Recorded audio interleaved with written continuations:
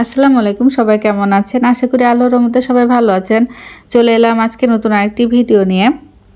নিজে যদি একটা ভালো এবং উপকারী কাজ করে প্রতিষ্ঠিত হন এবং অন্যকেও সেই কাজে আগ্রহ করে তোলেন, এর থেকে ভালো আর কি হতে পারে? সবসময় নিজে ভালো কাজ করবেন এবং অন্যকেও ভালো কাজ করার পরামর্শ দিবেন। এতে সেই মানুষটার উপকার হবে এবং একজনের উপকার করার জন্য আপনার মনও আনন্দে ভরে উঠবে। তাই প্রত্যেকের উচিত সবাইকে ভালো কাজের পরামর্শ দেওয়া। শুধু নিজের ভালো কথা, নিজের ভালো ভাবলেই তো আর হবে না, সাথে অন্যদেরও কথা ভাবতে হবে। আমাদের সমাজে অনেক নারীরা আজ প্রতিষ্ঠিত, তারা একটা ভালো পর্যায়ে চলে গেছে, আর তাদের প্রতিষ্ঠিত হওয়ার জন্য অনেক পরিশ্রম করতে হয়েছে। পরিশ্রম ছাড়া কেউ প্রতিষ্ঠিত হতে পারেনি। আপনি যত বেশি পরিশ্রম করবেন তত তাড়াতাড়ি আপনি ভালো একটা পর্যায়ে যেতে পারবেন। তবে সব মেয়েরাই সেই সুযোগ বা সময় পায় না। যারা পায় তারা তো ভাগ্যবতী। আর যারা বাইরে গিয়ে কাজ করার সুযোগ পায় না, তারা ঘরে বসে যে কাজগুলো করে ইনকাম করা যায়, সেই কাজগুলো শিখে তারপর সেই কাজ করে অর্থ ইনকাম করে নিজের ভাগ্য নিজে পরিবর্তন করতে পারবেন এবং করে একজন সফল নারী উদ্যোক্তা হয়ে উঠতে পারবেন। তার সাথে একজন ভাগ্যবতী হয়ে উঠুন বা উঠবেন। প্রত্যেক মেয়েরই উচিত ভালোভাবে বাঁচা। যারা বেশি দূর লেখাপড়া করার সুযোগ পাননি, তারা তো আর চাকরি করতে পারবেন না। তাই বলে যে ঘরে বসে শুধু সংসার সামলাবেন তা কিন্তু নয়।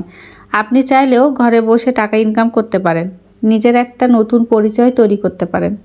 নিজে যখন স্বাবলম্বী হবেন এবং প্রতিষ্ঠিত হবেন, তখন আপনার আত্মীয়স্বজন, আপনজনরা, কাছের লোকজন, সমাজের লোকজন সবাই আপনাকে নিয়ে গর্ববোধ করবে। তখন অন্য মেয়েরা আপনাকে দেখে শিখবে, তারা আপনার মতো হতে চাইবে। আপনি হবেন তাদের অনুপ্রেরণা। নিজে ভালো কাজ করে প্রতিষ্ঠিত হওয়ার চাইতে আনন্দের আর কি হতে পারে? আপনাকে দেখে আরও মেয়েরা স্বাবলম্বী হওয়ার পথ খুঁজে পাবে। তারাও নিজেরা প্রতিষ্ঠিত হতে আগ্রহ পাবে এবং একটা সময় পর আপনাকে ফলো করতে করতে তারাও আপনার মতো একজন প্রতিষ্ঠিত এবং স্বাবলম্বী নারী হয়ে উঠবে। তাই এমন কিছু করুন যাতে আপনি সবার অনুপ্রেরণা হন, আপনাকে দেখে 10 জনে শিখে যে মেয়েরা চাইলেই সব পারে। মেয়েরা চাইলেই বাইরে বসেও ইনকাম করতে পারে এবং ঘরে বসেও ইনকাম করতে পারে।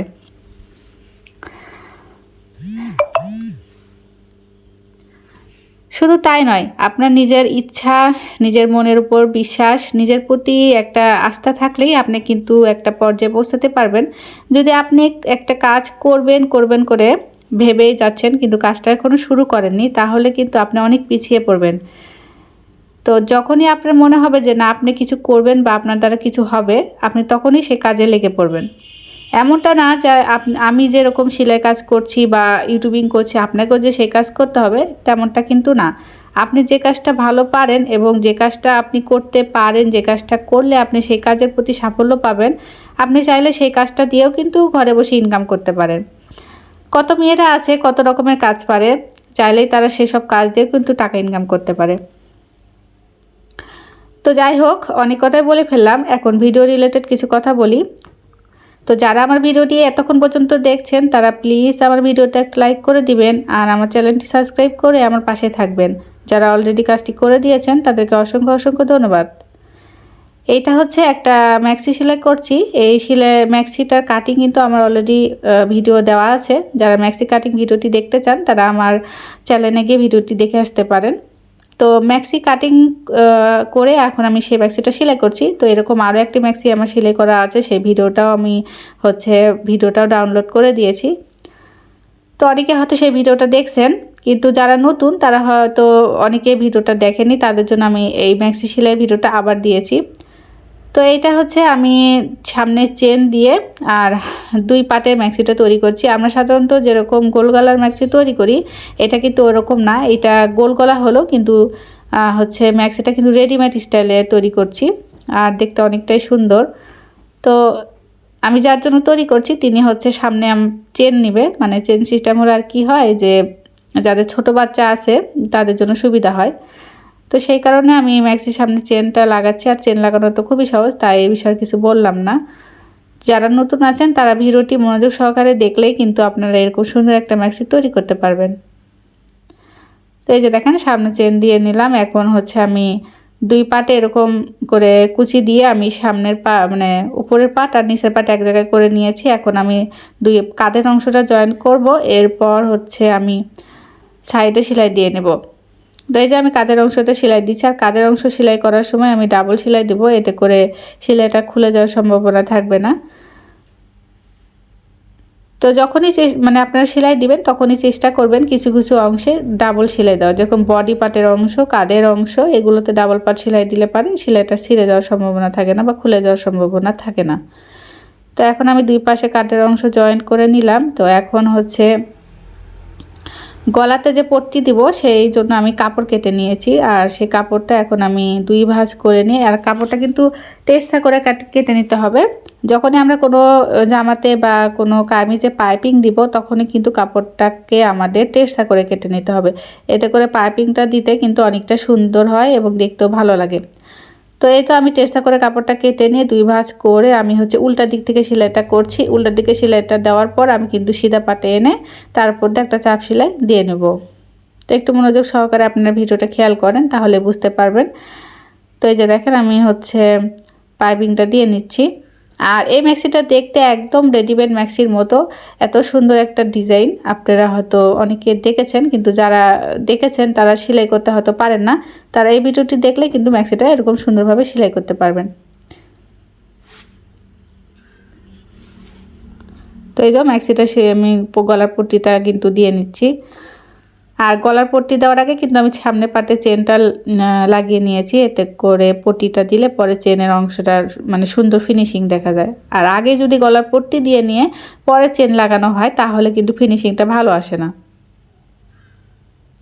তো আমার এখন গলার পট্টিটা সেলাই করা হয়ে গেছে। এখন আমি উল্টে নিয়ে সামনের পাটে উল্টে নিয়ে এরপর উপর দিয়ে একটা সুন্দর করে সোজা করে চাপ সেলাই দিতে হবে। এখানে কিন্তু আঁকাবাঁকা সেলাই দেওয়া যাবে না, আর আঁকাবাঁকা সেলাই দিলে কিন্তু দেখতে সুন্দর লাগবে না। সবসময় চেষ্টা করবেন এই কাজটা আস্তে ধীরে করার, পারাপারি করার কোনো দরকার নেই, আস্তে ধীরে সেলাইটা করবেন, এতে করে সেলাইয়ের ফিনিশিংটা ভালো আসবে। তো এই তো চাপ সেলাইটা দেওয়া হয়ে গেল। আপনারা হয়তো খেয়াল করবেন আমি কিন্তু খুব আস্তেই সেলাইটা করছি।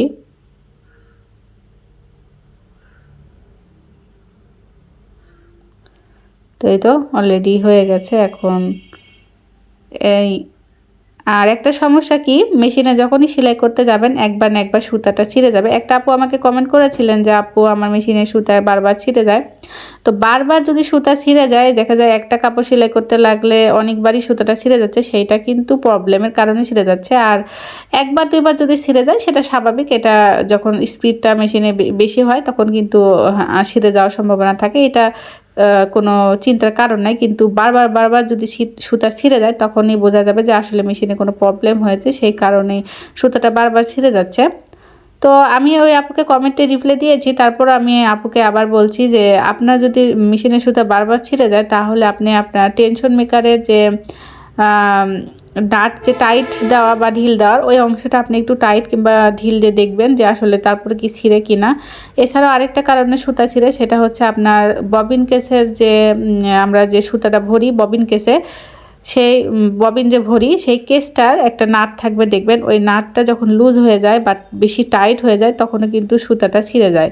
তো সেই নাটটা একটু দেখবেন যে লুজ কি টাইট, মানে মিডিলে রাখতে হবে, বেশি টাইটও রাখা যাবে না বেশি লুজও রাখা যাবে না। এই দুটো অংশ খেয়াল করলে কিন্তু আশা করি সুতা ছিঁড়ার সম্ভাবনাটা কমে যাবে। তো এরপরে হচ্ছে আমি দুই পাশে ম্যাক্সির হাতাটাকে আমি জয়েন করে নিচ্ছি, আর হাতা জয়েন করার পর আমি সাইডে সেলাইটা দিয়ে নিব।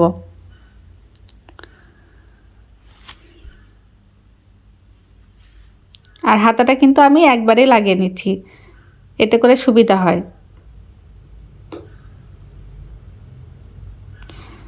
এই যে দেখেন আমি হাতাটা সেলাই করে নিলাম, এখন হচ্ছে আমি দুই পাশটা উল্টে নিব। তো আজকের ভিডিওটা এই পর্যন্তই। সবাই ভালো থাকবেন, সুস্থ থাকবেন, আল্লাহ হাফেজ।